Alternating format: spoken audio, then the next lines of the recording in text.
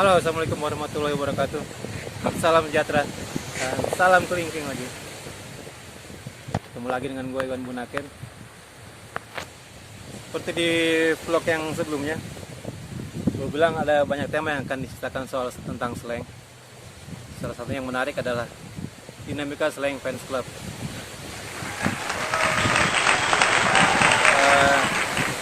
Menurut gue bisa dibagi dua periode gelombang, maksudnya dua gelombang terbentuknya slang fans club. Ini menurut catatan gue ya. Mungkin ada yang bisa koreksi lebih tepat lagi, silakan komentar di video ini, apa-apa. Saling melengkapi info. 98 itu awal, bisa dibilang gelombang pertama terbentuknya slang fans club yang terkoordinir ya di berbagai kota. Alhamdulillah Bogor tuh kota kedua. Gue lupa kota pertama itu Malang atau Lampung, tapi yang pasti Bogor kota kedua kalau nggak salah. Terbentuk 8 April 98 di Cikaret, Bogor Selatan, di rumah salah satu personil band ini Bogor, namanya Piknik. Ya, band ini juga sempat masuk kompilasi salah satu label besar Jakarta. Di label itu ada di album tersebut selain Piknik dengan lagu hitsnya Sinaran, Sinaran, ada Ungu juga di situ. Ada 5 band sebenarnya, tapi gue lupa yang lain. Balik lagi ke gelombang pertama terbentuknya slang fans club. Kenapa gue bilang 98? Karena memang 98 itu lebih banyak fans club yang hadir di lahir di berbagai daerah. Salah satunya Bogor. Awalnya ini dari beberapa anak slanker Bogor yang sering nongkrong di Potlot, salah satunya Sahrial Junaidi, Aka Capung, anak Gang Out Bogor, alumni SMA Negeri 3 Bogor juga. Dia sering nongkrong di Potlot dan 97, 98, 97-an gitu. Dari pihak Potlot waktu itu mereka nyaranin kenapa nggak bikin slang fans club di Bogor, karena kalau emang anggotanya banyak. Dan mulailah dia dengan beberapa penggagas. Waktu itu ada, kalau gue nggak salah ingat, ada nama-nama kayak Uken, anak SMA Negeri 4. Kalau anak Bogor, slang fans Bogor yang lama-lama pasti kenal. Ada Tommy juga, Tommy, gue bisa manggilnya Tommy, anak Bojonggede. Dia anak Fakultas Teknik kampus Universitas Pakuan Bogor.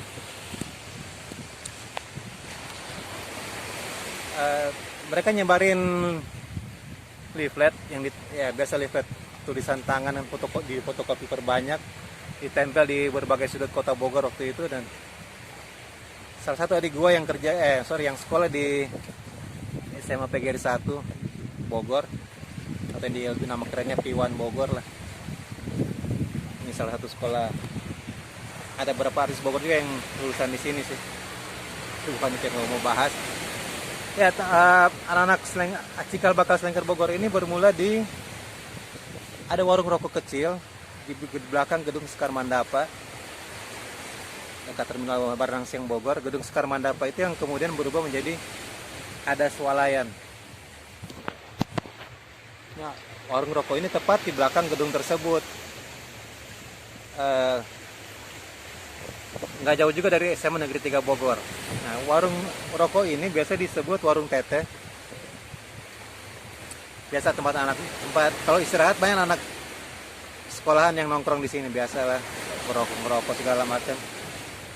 Kenakalan standar anak muda lah, anak remaja lah. Nah, di situ mulai dibikin di leaflet yang mereka sebarin tadi, diumumin kalau mau gabung jadi Bogor Slankers Club, silahkan datang di warung teteh. Mulailah berdatangan di situ anak-anak. Dan gue dikasih tahu adik gue, karena adik gue tahu gue ngefans sama slang. Dengan mungkin dia ngeliat koleksi album gue yang lengkap dari album 1 sampai 6 waktu itu, sampai lagi sedih. formasi 13 pecah ya. Kemudian makin banyak lah anggota anak-anak Bogor yang bergabung dalam Bogor Slankers Club. Bogor Slankers Club tulisannya tuh klubnya pakai huruf K, jadi bukan huruf C seharusnya yang ditulis gitu. Ternyata itu diplesetin biar tampil beda dikit sih, lebih Indonesia kata siapa. Udahlah, jadi akhirnya kita nyebutnya BSK Bogor Slankers Club. Responnya sih banyak juga anak-anak muda Bogor itu yang gabung, mulai dari pasti sekolahan yang berbagai STM yang maaf nih, waktu itu biasanya tawuran, dan ketika mereka gabung di BSK jadi damai. Gue nggak tahu damai di situ apa setelah di luar mereka tawuran ya. Setidaknya BSK bisa bikin Slang Pencil Bogor ini bisa nyatuin berbagai geng atau tongkrongan di Bogor ya. Dari yang basis di kampung, basis anak sekolahan segala macam. Kayak anak PGD 4 Bogor, SMA PGD 4 Bogor, PGD 1 Bogor, STM Out biasanya dibilang, anak-anak Pastar, YZA, Ciawi, banyak yang gabung waktu itu. Hampir 1.000 orang anggota Bogor Slankers Club yang terdata waktu itu, dan semuanya datang dengan berbagai latar belakang, dari anak sekolahan, SMP, SMA, kuliahan, sampai yang preman. Kenapa gue bilang preman? Karena mereka juga ngaku dia memang preman di tempatnya. Ya udahlah, nggak apa-apa, ini kan toko wadah fans klub musik, kita bisa gabung di situ. Peresmiannya dibikin di rumah Adit, personil piknik tadi, Adit, hanya di halaman belakang rumah, dengan bukan panggung sih sebenarnya, itu cuma teras belakang rumah yang lebarnya 2x3 kalau nggak salah, dan hanya dibatasin tali plastik supaya penonton atau slanker itu nggak merangsek ke panggungnya itu di teras belakang itu. Personil slang tampil akustikan, Abdi dan Rio dengan gitar bolong yang zaman itu ya. Hits yang lagu-lagu yang mereka bawain kebanyakan dari album 7 ya.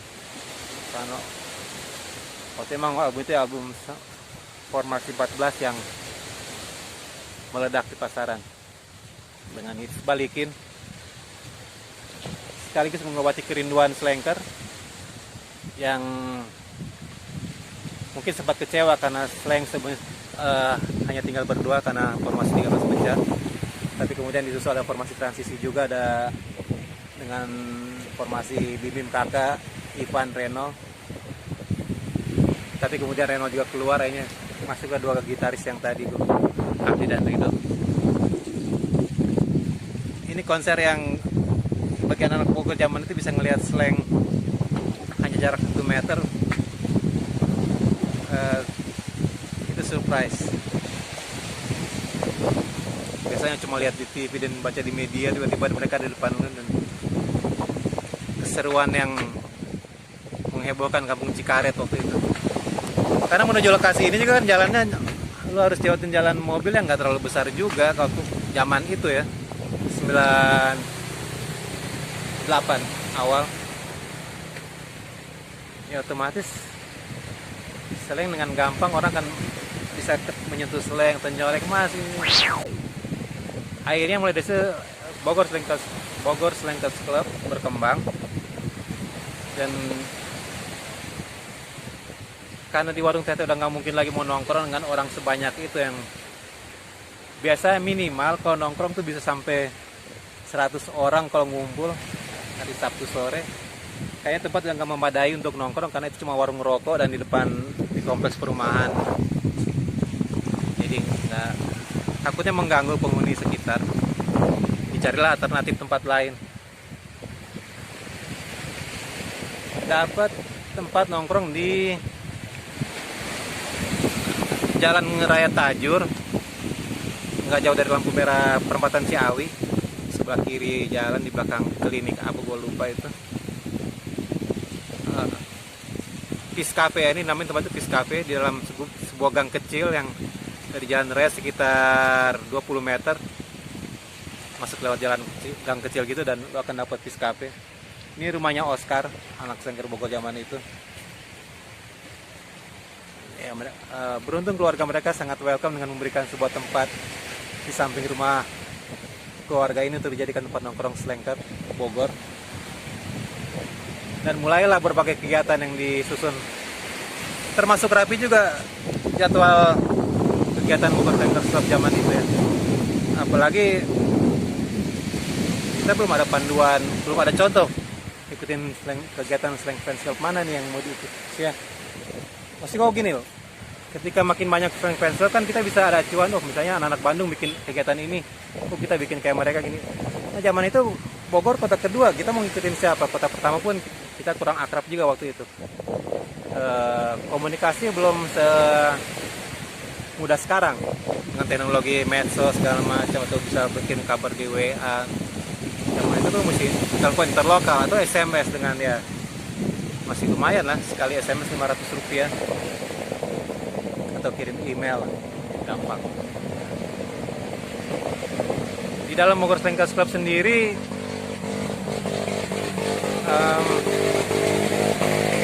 disusun berbagai divisi. Ini untuk memudahkan kegiatan kita. Ntar kita bikin apa, ternyata di berbagai divisi yang akan dengan seksi masing-masing yang akan mengkoordinir acara tersebut. Dan nggak tahu kenapa gue tiba-tiba milih gue ada yang bagian dokumentasi. Dan akhirnya berdirilah Bus Bogor, Buletin Slengker Bogor. Ini semacam, ini terus terang terinspirasi dari Buletin Sleng di Potlot. Dan kita coba bikin yang sejenis tapi dengan muatan berita lokal, kegiatan anak Slengker Bogor lah. Dan ternyata itu laku dijual. Waktu itu dijual Rp1.000 dengan banyak cuma 4 halaman. Itu pun cuma di fotokopi lagi. Jadi bikin waktu itu mesti di warnet, ya warung pengetikan komputer gitu lah, di jalan di Malabar Ujung ya. Malabar Ujung di belakang Internusa itu. Ada teman gue namanya Audrey. Ini anak kampus UI ya. Sastra Jerman. Dia termasuk jago komputer saat itu, yang kebagian ngetik dan desain majalah Buletin Slengker Bogor. Dan gue yang bagian nulis dan motret berbagai konser di Bogor zaman itu.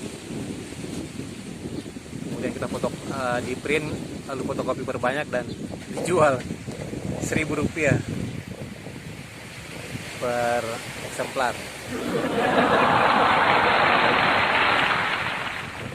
98 itu zaman reformasi, dengan banyak demo di Jakarta zaman itu ya. Akhir penghujung Orde Baru lah. Tapi anak-anak Bogor mencoba untuk kreatif dengan bikin kegiatan sosial. Kita bikin Bogor Slengker Club Peduli seri 1. Itu bulan September 98. 5 bulan setelah BSK berdiri, kita bikin Bogor Slengker Club Peduli. Tempatnya di Kebun Raya Bogor. Dan gue bisa bilang BSK satu fans club musik pertama yang bikin acara di Kebun Raya Bogor, diizinkan dan sukses. Konon lo bikin acara di Kebun Raya Bogor itu nggak boleh sembarangan. Ini menurut orang cerita orang tua-tua di Bogor, nggak bisa sembarangan karena ini tempat karuhun Bogor lah, istilahnya gitu. Karuhun itu leluhur lah. Jadi nggak boleh asal ada kebisingan yang nggak jelas segala macam. Dan alhamdulillah acara itu berjalan lancar. Bayangkan ada Sleng manggung di situ yang dibuka dengan penampilan Imanes. Tapi ya untuk menyesuaikan dengan keadaan sekitar, karena di Kebun Raya Bogor ini kan banyak habitat burung juga di situ. Ya kelelawar. untuk menjaga supaya mereka nggak terusik dengan kebisingan sound system dari alat musik slang ini, ya kekuatan wattnya dibatasi untuk sekedar ya area lokasi acara aja, nggak melebar kemana-mana. Ini acara yang gila itu pertama kali slang main di Kebun Raya Bogor, dan almarhum Imanes hadir di situ juga sebagai pembuka. Acara didukung Sampurna dengan mencetak spanduk yang dipasang di berbagai titik keramaian kota Bogor. Salah satunya di sekitar Tugu Kujang Bogor. Dan lucunya spanduknya baru dipasang tengah malam, besok pagi udah nggak ada. Ternyata spanduknya diambil oleh oknum yang mungkin ngefans slang, dengan slang dia gunting lah, entah apa, atau logo slangnya dia buat koleksi pribadinya, nggak apa-apa lah. Intinya acara tersebut sukses, dan gue waktu itu kebagian jaga pintu. Jadi di masuk Kebun Raya karena acara dalam Kebun Raya Bogor, orang harus beli tiket Kebun Raya Bogor untuk menyaksikan acara tersebut. Jadi di pintu masuk selain petugas Kebun Raya Bogor, ada dari pihak panitia di Bogor Sengkers Club juga yang ikutan jaga di situ untuk mengecek kebenaran penonton tersebut atau gimana. Intinya memang mengarahkan lu akan lewat jalur ini untuk menuju ke venue, karena tempat acaranya sendiri di halaman belakang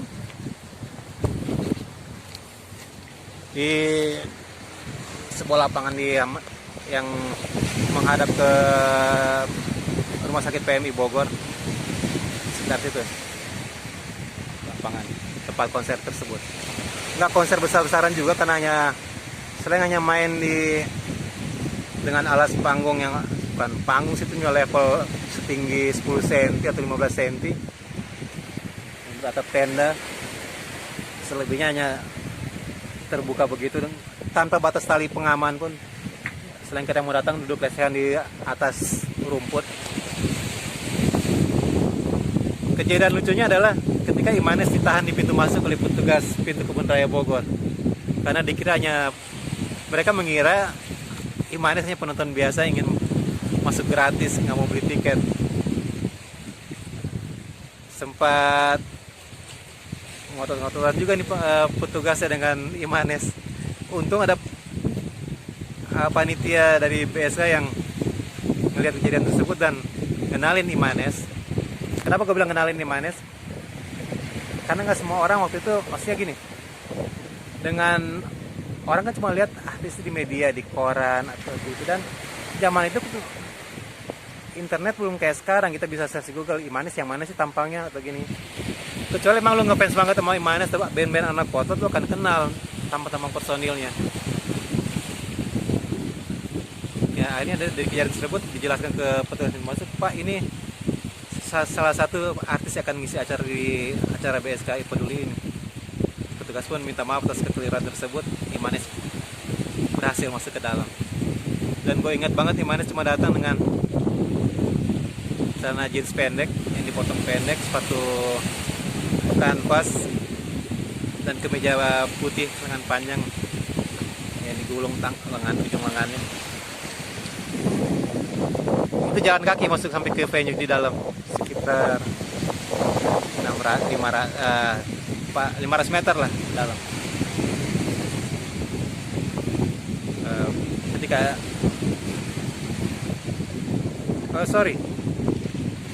karena Imanes agak telat datang waktu itu, jadi Slang yang main duluan. Karena Slang udah datang, akhirnya diputuskan Slang lah yang main duluan, karena penonton juga udah rame di dalam situ, di depan sekitar panggung, sekitar tenda acara. Akhirnya Slang main duluan, konser berlangsung meriah segala macam, karena bisa nyasihin Slang secara dekat, semeter kan di pinggir panggung itu, bahkan nggak ada jarak lagi. Sebagian penonton naik di belakang, mendekati mengerumuni belakang bim-bim yang main drum, bagian di kiri kanan panggung. Ya ini panitia kewalahan juga ngamenin penonton ini, ya antisipasi takutnya kenapa-napa dengan personil Slang.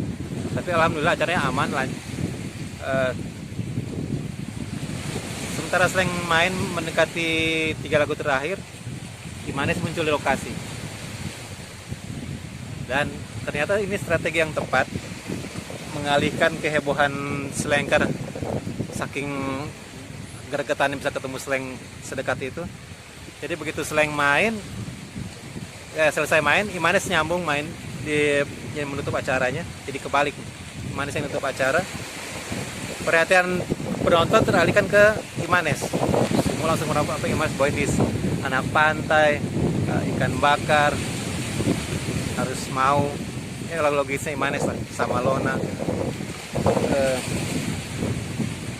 topeng monyet.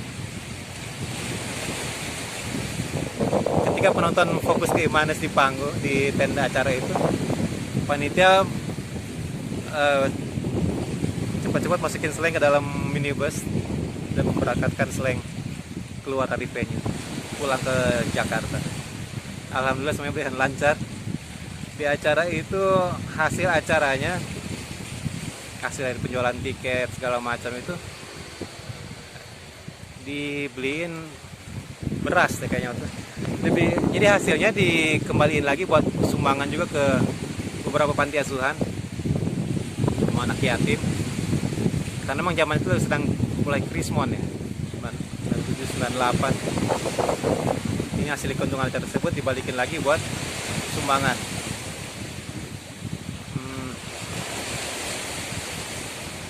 Semua panitia waktu itu dapat kaos MLI Production yang gambar Slank jadi karikatur gitu tuh. Itu yang mungkin dari hasil sisa kaos yang tour MLI Tour 98 itu. Spanduknya juga sama dengan Ugo Sampurna. Ya itu karena kita masing-masing mencoba artinya yang kenal dari pihak Sampurna mencoba lebih Sampurna, yang kenal pihak Kebun Raya lebih ke pihak Kebun Rayanya. Ada yang kenal ke jalur wali kota, kita minta bantuan dari pihak Pemkot juga. Manfaatkan fasilitas yang ada, bahwa kita anak muda membuat sesuatu yang kreatif dan bermanfaat buat orang sekitar. Dan alhamdulillah itu tercapai. Itu BSK seri pertama, BSK Bogor Slangers Club Peduli seri 1 tahun 98, September 98. Tahun berikutnya 99 kita bikin lagi Bogor Slangers Club Peduli 2. Nah, ini lebih keren. Pertama keren, kedua lebih keren juga. Mau tahu bintang tamu siapa aja yang main di acara itu dan gimana serba-serbi acara tersebut, nanti deh gue cerita di vlog berikutnya. Karena yang ini udah kepanjangan nih, gue cerita soal BSK terbentuk BSK sampai acara BSK Peduli 1. Oke, ketemu lagi di vlog gue berikutnya. Wassalamualaikum warahmatullahi wabarakatuh. Gue Yan Bonaken dari di pinggir laut Manado ini. Salam kelingking, salam sejahtera buat Peace.